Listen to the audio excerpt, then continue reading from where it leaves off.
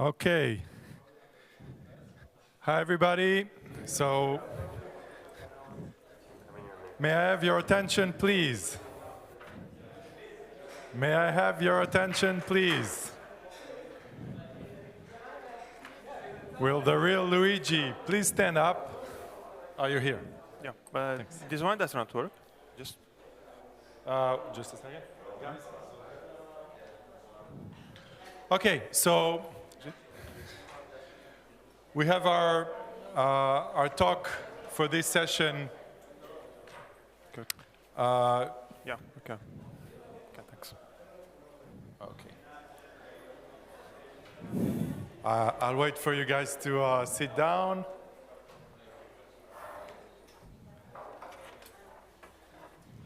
See, all these people I brought from the other side just by yelling. Yeah, it's fine. We have to also to wait for YouTube, right? For the stream video. Yeah, we're good. We're actually streaming. Yeah. Yeah, sure. Okay. So we have Luigi Russo, who is has been accepted. His paper has been accepted at ZKProof 6 conference after review by the program committee.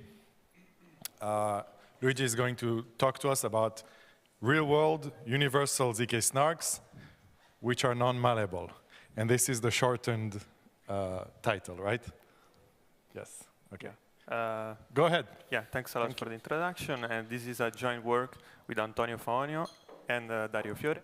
And as you said, today I'm going to talk about real-world universal zkSNARKs, and I will show you that they are non-malleable. Well, I know that we've been talking about zkSNARKs for like the last 2 days, but anyway, we are talking about here two parties, prover and verifier. Prover wishes to prove to a verifier that knows a valid witness W, such that X W belongs to some relation R, where X is a statement, R is a relation, both known to the prover and verifier. And at the end of the protocol, well, the verifier just needs to output a decision bit. Well, here when parsing the acronym SNARKs, I would like to focus on the ARK letters. They stand for argument of knowledge, and the minimum basic requirement from this is the knowledge soundness, meaning that, well, if the verifier accepts, the prover must know a valid witness W. And the way in which we model this security property is by requiring the existence of an algorithm that we call an extractor that takes as input a proof, the statement, the relation, possibly additional parameters, and outputs the witness W. But the problem with the knowledge soundness is that not always it captures what happens in like in the wild, because prover and verifier are not just two parties that live on Mars or like isolated from the rest of the world, but a prover gets to see proofs because they are just exchanged. This may be proofs for same statements or like for different statements. So can a prover that gets as input these additional proofs produce a proof breaking this knowledge soundness? Well, in theory, yes, there are some attacks that are unavoidable, like copy attacks. Prover gets to see a proof, just copies this and gives to the verifier, but still does not know the witness. But okay, usually we're fine with copy attacks. What about more subtle attacks, like malleability attacks? So I get to see two different proofs or a bunch of proofs. I combine this information, I mount some malleability attacks, and produce another proof. Well, the way in which we want to be resistant against these malleability attacks is by requiring the proof system to be simulation extractable. So we model this by using a security experiment in which the adversary has oracle access to a simulator.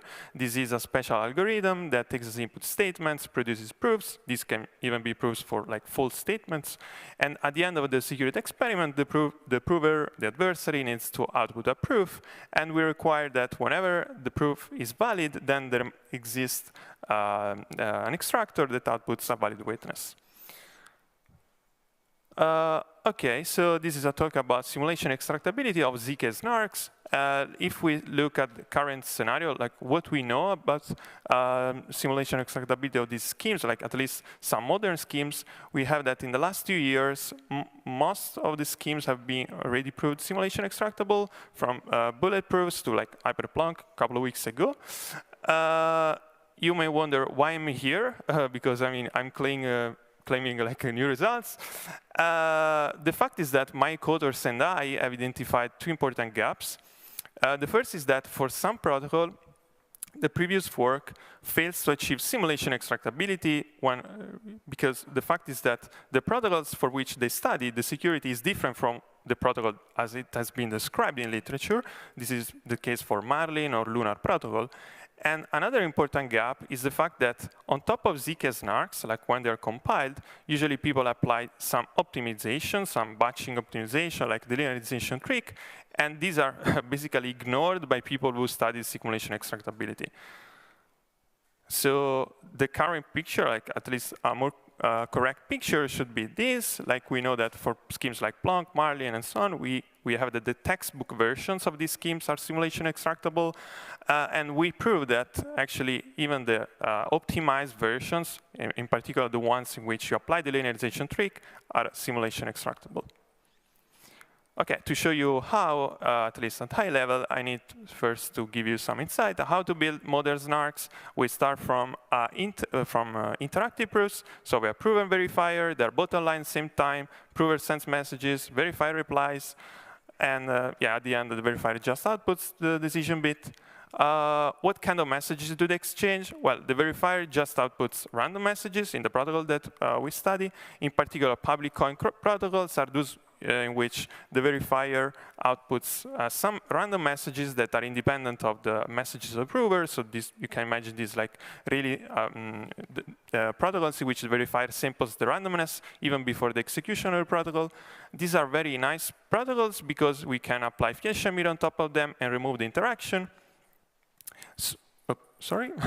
So in particular, the prover may just query the next random coin of the verifier locally, and then give this transcript as a proof to a verifier that later checks the proof.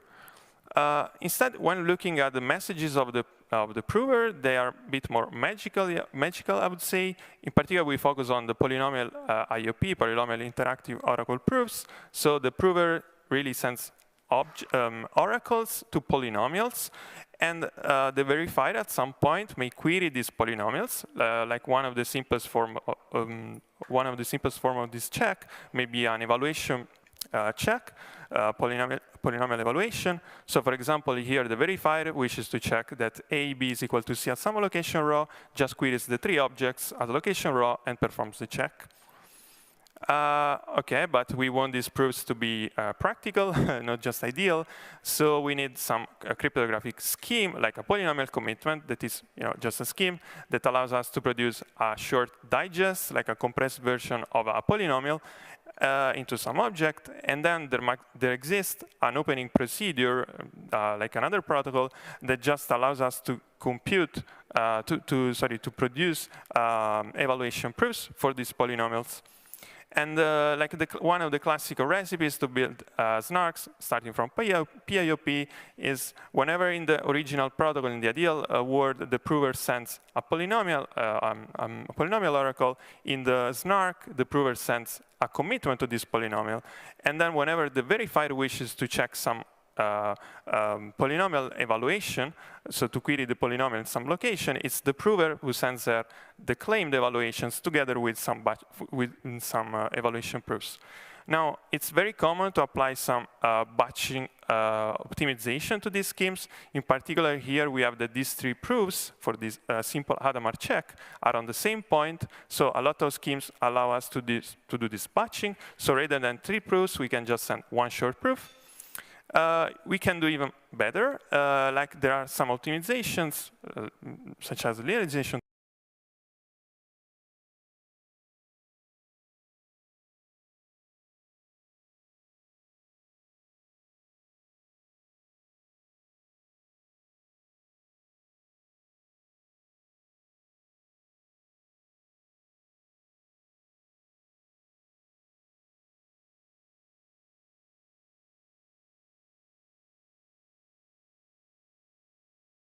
is equal to some z, so I need to give the field element z an evaluation proof for this. And the second statement is that I define a polynomial, a linearization polynomial L of x, which is just a times z minus c, and I prove you that L at a location rho is equal to 0.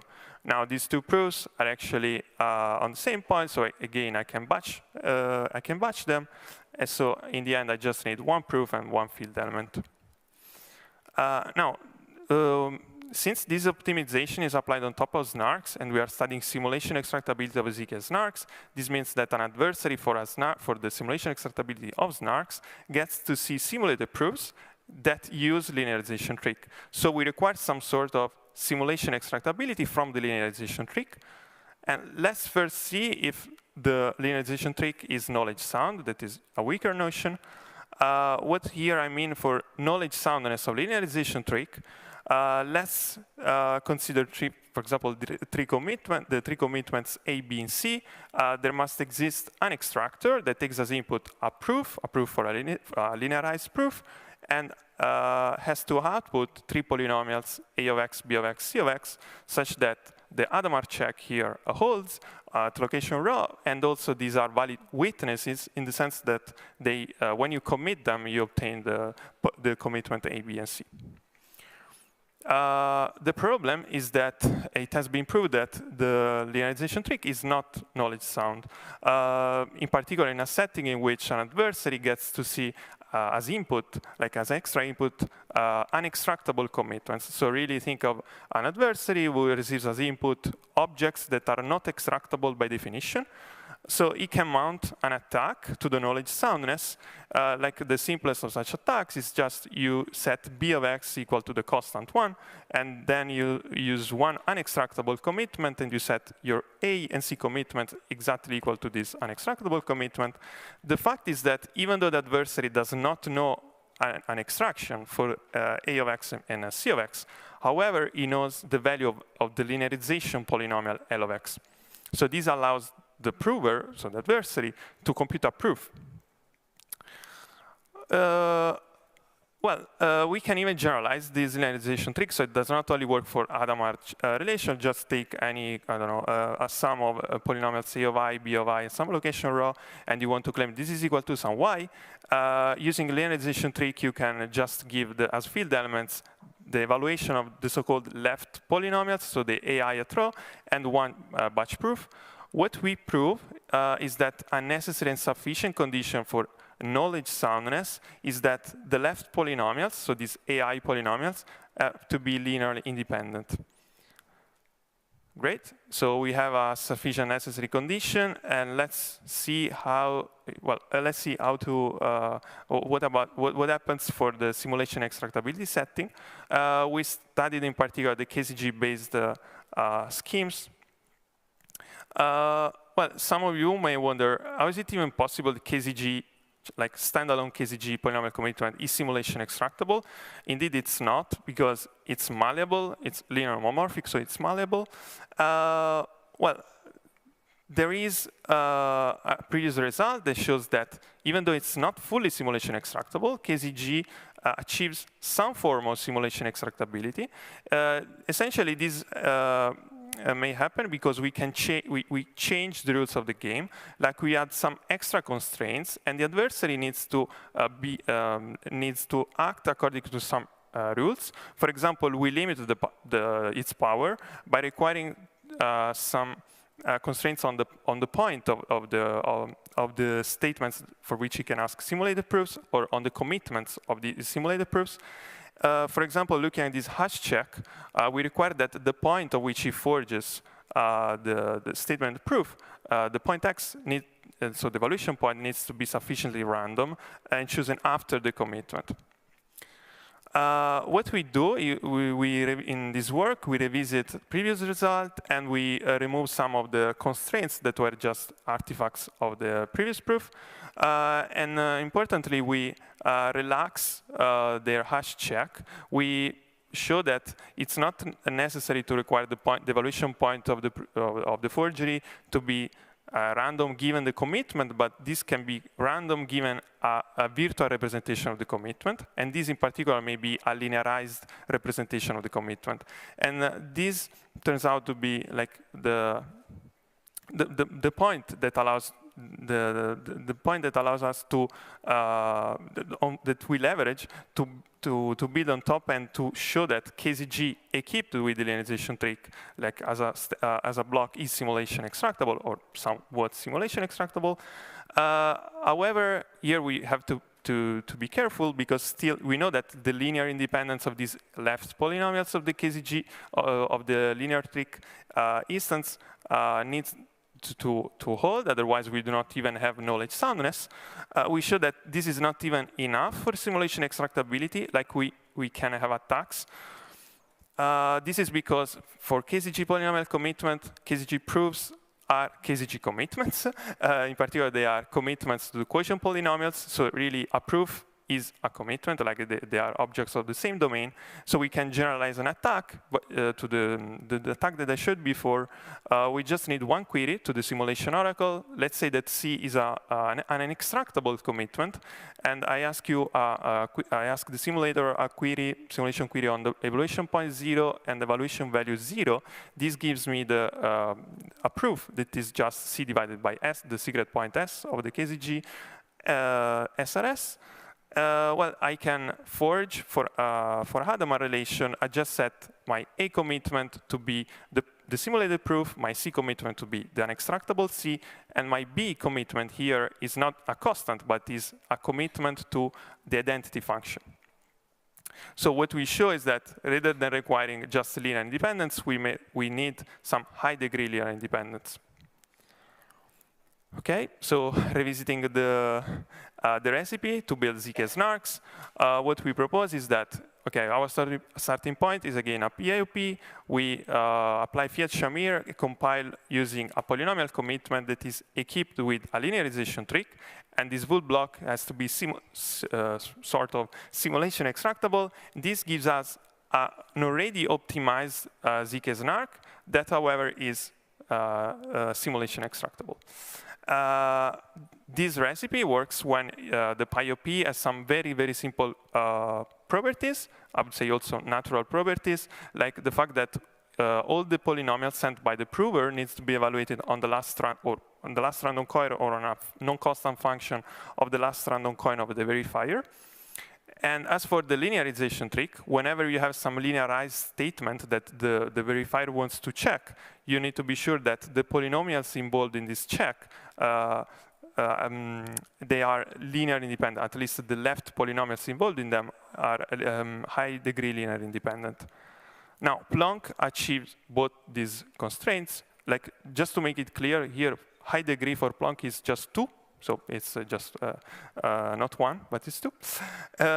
For Marlin instead, even though we have that the linearization trick is fine for Marlin, we failed to achieve, or at least Marlin fails to achieve this first requirement, and this is also one of the reasons why previous work failed to achieve simulation extractability of Marlin, and they had to modify Marlin in order to prove that this variant of Marlin was simulation extractable by either requiring an extra round or some extra messages from the prover.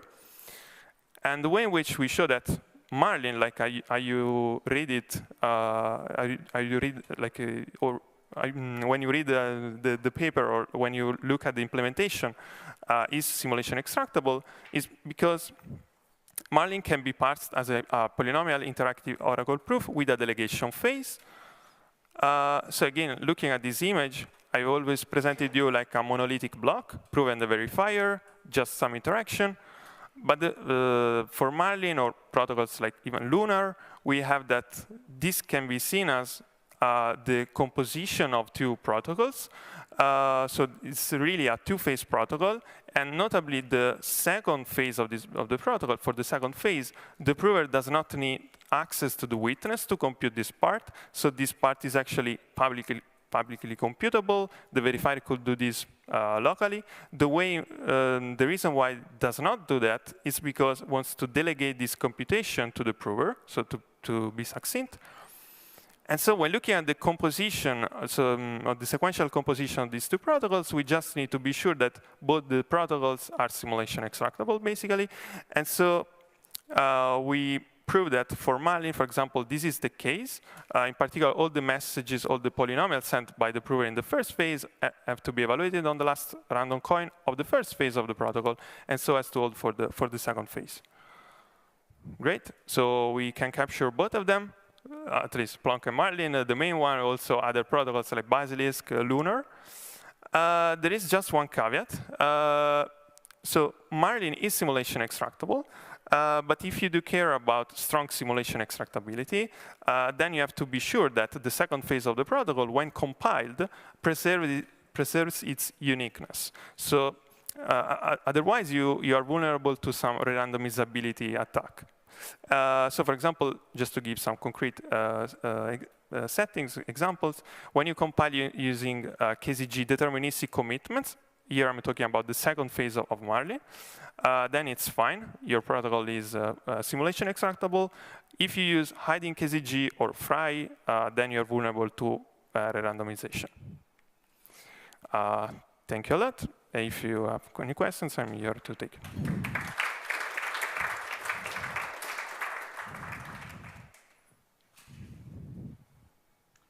Yeah. So for designing real-world protocols, is it better to not assume malleability and to instead just assume that a particular instance can't be replayed?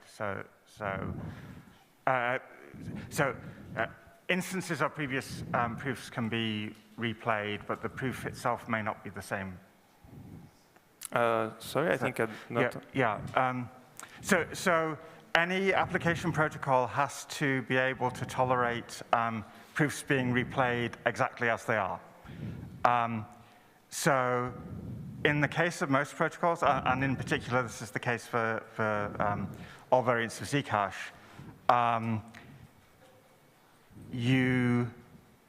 it's not necessary to assume that the encoding of the proof is the same in those replays. So if the instance is replayed, then the protocol is tolerant to that. And that seems to be a good way to analyze protocols. And if you do that, then you don't need to assume non-malleability or simulation extractability of the SNARK. Yeah, okay. Clearly, even though you can even use a malleable proof system, but then using let's say in a context in which the protocol, as you say, the higher level protocol takes care of these attacks. Obviously, yeah, but here we are analyzing the protocols as themselves, like as building blocks. So these protocols as themselves, they are already simulation extractable. You don't need any extra requirements. Right, but with some caveats, for example, for Marlin, as you said, and for Grot16, which is also re-randomizable. Yeah, sure. Yeah. So in terms of designing application protocols where you might want to switch to a different proof system if one is broken, for example, would you say that it's a good idea to tolerate malleability? Well, I guess that's quite a subjective thing, is it? Yeah, I think it's, yeah, exactly. I think it's subjective. Maybe you should not ask to me this, this question. I can give you my opinion, but I don't know if it makes sense. Does anyone else have any opinions on that?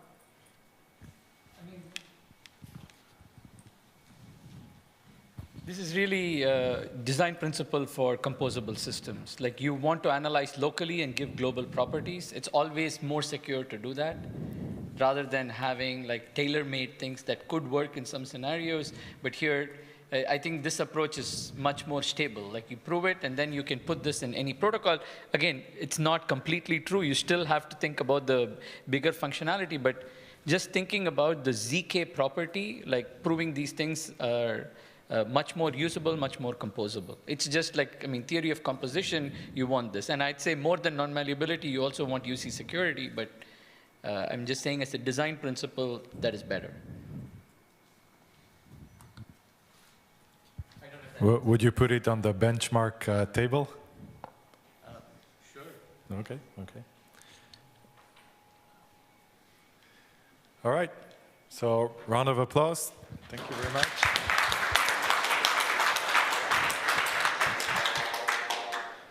And so for our last session, our last presentation of the day, we're going to have a demo. So you're going to see in action some of the techniques. This is, well, I'll present you when we're streaming.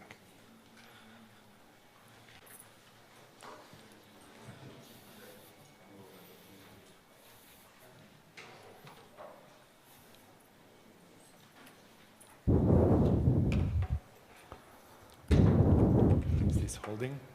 Seems like it. Yes.